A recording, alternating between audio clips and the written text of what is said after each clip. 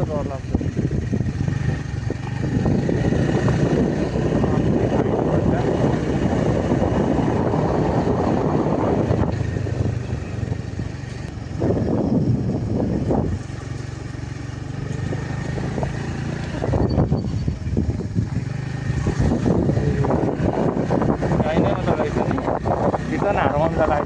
गाई बस्तु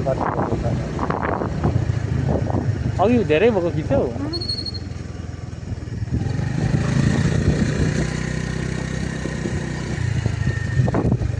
कस्तो डर लागिसक्यो यार। के गर्छ हौ अचम्म छ।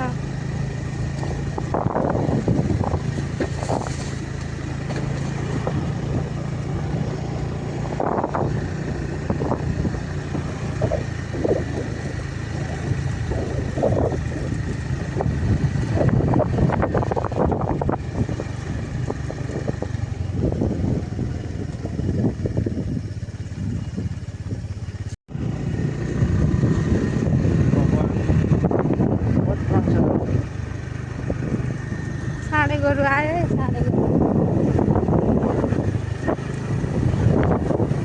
साढेको खिच्यौ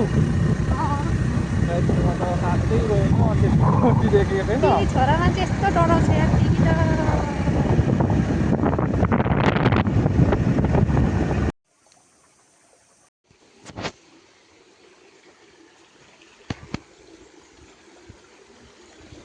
त्यो आन्टीहरूसँग आएको भए हुन्थ्यो होला हामी।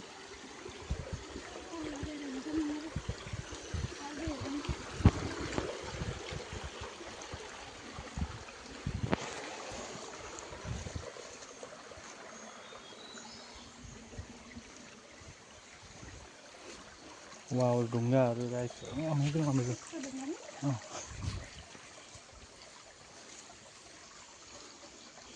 अमेजिङ गर्मीमा चाहिँ होइन कस्तो सही हुने रहेछ। तर यहाँ खाएर एकदम फोहोरहरू गरेको यो चाहिँ एकदम गलत काम गरेको छ है यहाँनिर गाइस।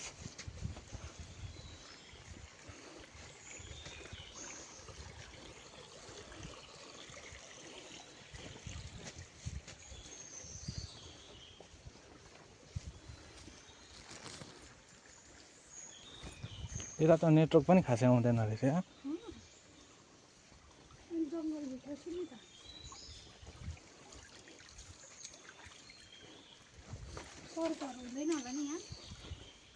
हुन्छ होला नि।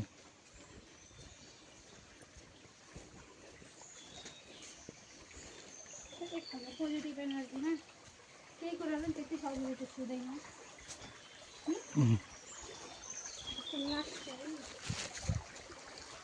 खोलामा त्यो टल्किने माटो हुन्छ नि, पहिला पहिला घरहरू लिप्थ्यो क्या त्यस्तो माटो नि।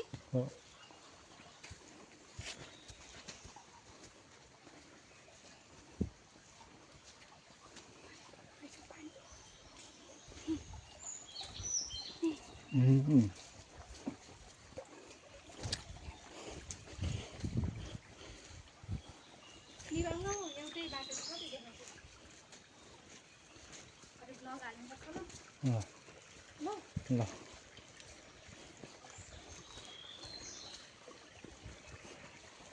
तिमीले पहिला पहिला चाहिँ तिम्रो ब्लग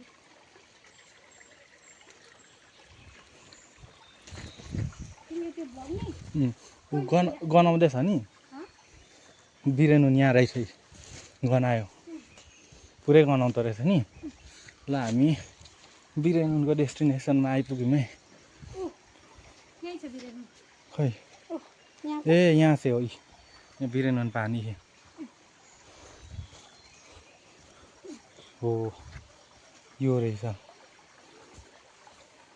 नटेको है। यहाँ रहेछ है गाई बिरेनुन पानी हिलो गयो है निकै माथि हो। हामी चाहिँ दुईजना मात्र छौँ डढाउँदै डढाउँदै भए पनि आइपुग्यौँ।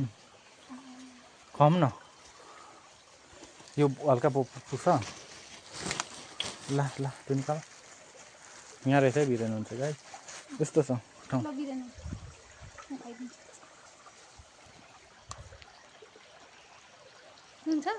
सेम बिरेनुन सेम टु सेम डिट्टु खाऊ त।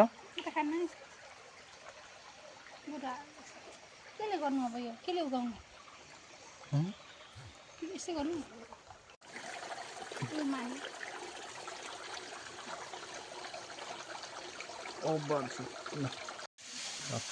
हामी झर्ना आइपुग्यौँ फाइनली। लुक यस्तो छ झर्नाको गाइस। वाउ बगालै रहेछ।